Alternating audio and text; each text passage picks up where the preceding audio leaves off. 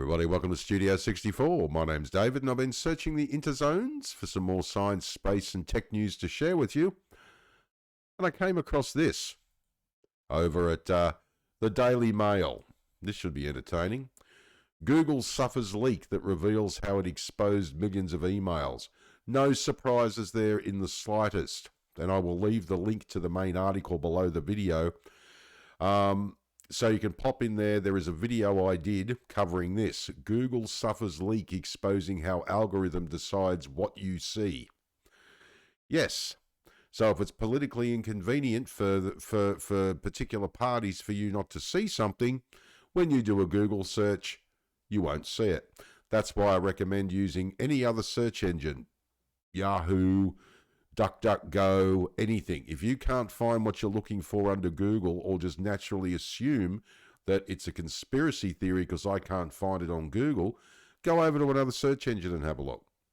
It's the same as if you can't find something on YouTube, go over to Rumble. Links below the video. You can go to Rumble, Odyssey, or BitChute if you can't find something you're looking for on YouTube. Again, always put the links below the video so you can check it out. Google has suffered another leak that revealed how much the tech giant exposed millions of personal emails with geolocation and IPs, according to a new report. The new documents surfaced online Monday, claiming to show thousands of internal incident reports by employees from 2013 to 2018 that detailed how Google mismanaged sensitive and private data. Yeah, isn't it funny how all this is a conspiracy theory until it actually happens, and all of a sudden, boom, boom, boom, it's in the mainstream media. What's the joke? What's the difference between a conspiracy theory and reality? About 6 months. Fascinating. The emails exposed on the web were stored in a Google-owned app used for education purposes and visible on the company's website code, the report acclaimed. Now, the documents also cited a number of other embarrassing problems, recording children's voices, unblurring sensitive YouTube videos, and exposing people's addresses stored in Waze. Oh dear. This report comes just days after Google suffered the mother of all leaks after 2,500 documents exposed how its algorithm decides what users see. Yeah. So in other words, Google decides what's good for you. Now that to me is not right. You as adults can decide what you want to look at when you look at it. You know, it's like I don't like soap opera television, but that doesn't mean that I have a right to stop you from seeing it.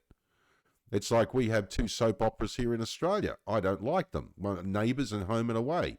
They're not my cup of tea. That doesn't mean I can't stop people from watching them. I also realise from a practical point of view, it gives jobs to people, you know? Actors like Chris Hemsworth came from these, soap things. So technicians, they've all got jobs. That doesn't mean I think they should be banned. They should be taken off the air. It's like, if I disagree with your opinion, what the hell do I have as a right to say, I don't like your opinion, I want Google to take you off, the equivalent of taking a TV show off the air, off Google or off YouTube. I have no right to do that. But this is what they've been doing. It's absolutely goddamn disgusting. Data of the incidents was shared by 404 Media, which claimed to have obtained the leaked documents through an anonymous source who didn't provide their real name or identity. Don't worry, check my video out. It's very interesting.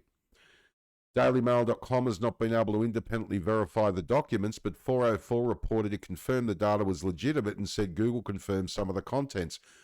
Again, look at my video that I've linked down below this one. Definitely very, very interesting. However, Google has refuted the leaked documents and said they were quickly resolved and are no longer relevant because the reports are from 6 years ago. This is with the ones with the emails, right? We're not talking about the search results one here. At Google, employers can quickly flag potential product issues for review by the relevant teams, a Google spokesperson told DailyMail.com. The reports obtained by 404 are from over 6 years ago, and everyone was reviewed and resolved at the time, the spokesman continued. Yeah, I'm going to believe you, Google, right, when you've just had a massive bloody leak with your not just emails. This is you're telling us about the email leak 6 years old. Like, we've addressed that issue, blah, blah. Maybe you did, maybe you didn't. But when you've just had a bloody leak that comes out and says, we've been censoring people all the time, I'm sorry, I don't believe you, Google.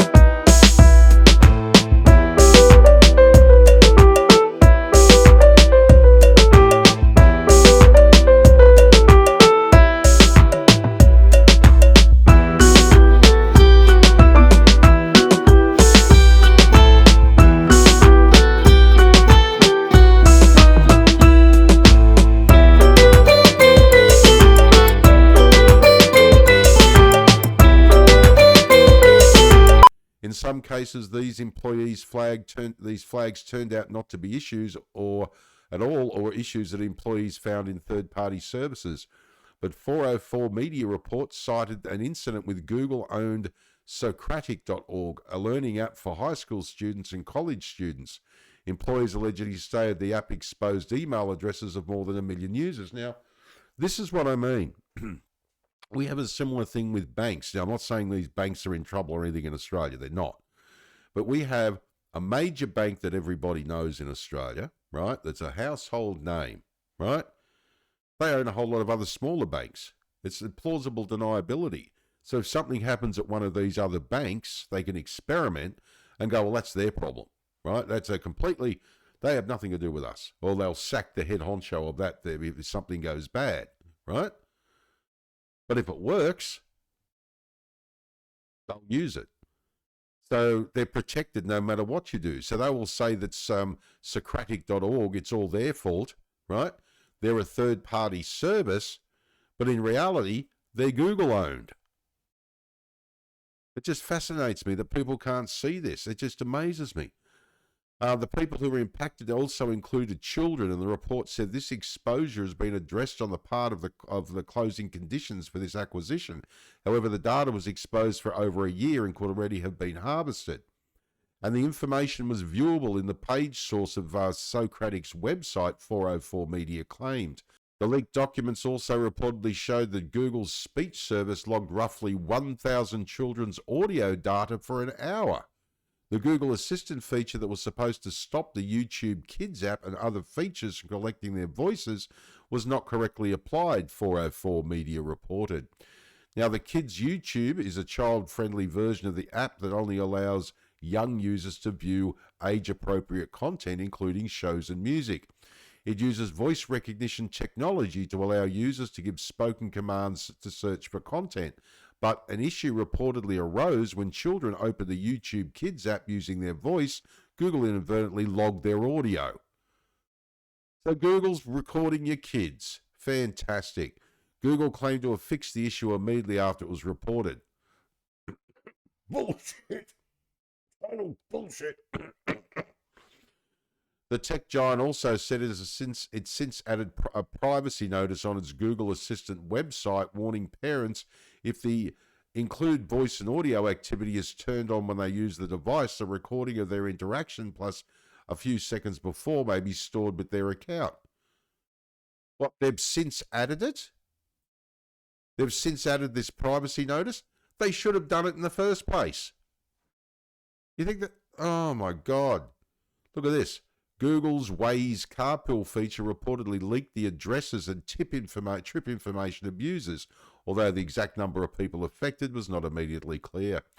Now, Waze's carpool feature was also named in the leaked document, which claimed the app leaked the addresses and trip information of users, as I said, although the exact number of people was affected not immediately clear. Waze Carpool, which lets users connect with drivers taking other passengers to similar destinations, launched in 2016 but was shut down in 2022 because more people were working from home. In another incident, The report claimed videos uploaded to YouTube that were listed as private appeared publicly, and the app's blurring feature was disabled, creating uncensored versions of pictures. As a creator, that must be very frustrating, because it's not just about a private video, as everyone seems to think.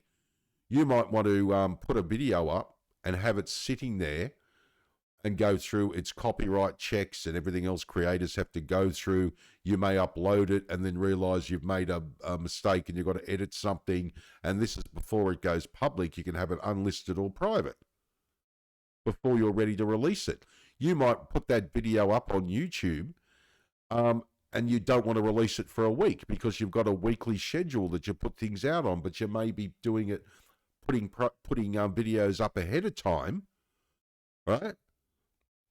To get ahead of the game because you may need some time off or something, or you've got an appointment on the day that you release a video, right? So private videos listed publicly. So if you make a video private or unlisted, what are they doing? I don't know about unlisted, but private? That's quite common. There's nothing weird about that. That's just, oh my God. Meanwhile, Google's Street View allegedly transcribed and stored the license plate numbers that appeared in the video, in the photos, but they'll blur them out for when anyone else wants to look at Street View. Interesting. The reporting, now I understand that they record them at the time, but you don't store them and you don't transcribe them. You pull up the digital video and then you blur the bloody license plate or registration plates, as we call them in Australia. Dear oh dear, the report explained the company's algorithm that detects text in Street View mistakenly noted license plate numbers in 2016. Street View describes text using a neural network to identify house numbers and street names. Unfortunately, the contents of the license plates are also text and apparently have been transcribed in many cases. The employees wrote an leaked report, according to 404. Okay, excuse me. So please explain something to me. Oh, here, what a coincidence. We're talking about Google picking up your phone and your recording and everything else. I got rid of the voice thing. What does this say? What would you like to do today? And the word just is on there. It's picked this up from me speaking from over the other side here. I'm telling you what. Switching something else off, I can tell you. Unbelievable. Yeah. So, okay. So that's another thing. Who gave Google permission to start? Look at this. The report explained the company's algorithm detects text in Street View, mistakenly noted license. It detects so Street View just transcribes text using a neural network to identify house numbers and street names. Who gave them permission to do that? Did we? I don't understand. We're complaining about license plates here as well, which is a fair call. But what about the addresses? I mean, I've known it's been there all the time, but it's just occurred to me, who gave them that permission? As a result, our database of objects detected from Street View now inadvertently contains a database of geolocated license plate numbers and license plate number fragments. The employee explained it was an accident, adding the system that transcribes these pieces of text should have avoided imagery identified by our license plate detectors, but for as reasons yet unknown was not. So you've actually got license plate detectors. Thanks, Google. Google has previously come under fire for violating people's privacy, including a lawsuit filed in New Mexico in 2018 for violating the Federal Children's Online Privacy Protection Act and state consumer laws. Excuse me. Oh, I got a caffeinate. Wish it was stronger. The lawsuit claimed... You wouldn't. I'm glad. I bet Google's glad it's not stronger because they're going to, or not in the mood I'm in. The lawsuit claimed Google allowed game developer Tiny Lab Productions to obtain and gather information on children as part of the multi-million-dollar settlement. It was required to crack down on developers mislabeling apps marketed to children and make a profit from targeted advertising. Now, Google said it takes the incident reports filed by employees seriously and investigates the flag based on the severity and priority attached to it. Bullshit. Yes, the company claimed that many of the incidents 404 reported didn't exist, although they did not specify which incidents. How convenient. Adding that other vulnerabilities were found on third-party sites using a vendor used for employee travel. Yeah, did you own that company too? Just like Google owned, where are our little friends up here? Our little mates up here, all the way back up here. Yeah, Socratic.org. Google owns Socratic.org. Did you own this one down here as well, Google? This other third-party, third-party sites, including a vendor used for employee travel. Yeah, there might have been an independent contractor, but did you secretly buy them out at some point? Fascinating, isn't it? Unbelievable. Absolutely unbelievable. Shouldn't be surprised by it now. I've been involved in technology since I was 13, and I taught myself to code.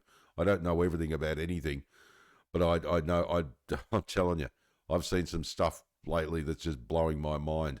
And for Google to come out and say, the censorship's true on the Google search, and we know it's true on YouTube, and then to come out and say, oh, this might be, it mightn't be, it's old data or whatever the case is. No, something doesn't smell right. It's not good at all. Yeah. All right, well, my name is David. Thanks for joining me for another Studio 64 Science, Space and Tech News update. I shall see you in the next one. If you enjoyed this video, please like, share, subscribe. I'd greatly appreciate it. If you're up for it, drop a comment down below the video because I'd love to hear what you think. All right, take care. And as I always say, if you can't be good at it. And please, the link under this video, you can join me for this same content on Rumble, Odyssey, and BitChute. And do yourself a favor, go over there and have a look around, see what other content's on there other than YouTube. You might like it. Again, it doesn't cost you anything to do it. I'm not getting paid to send you over there.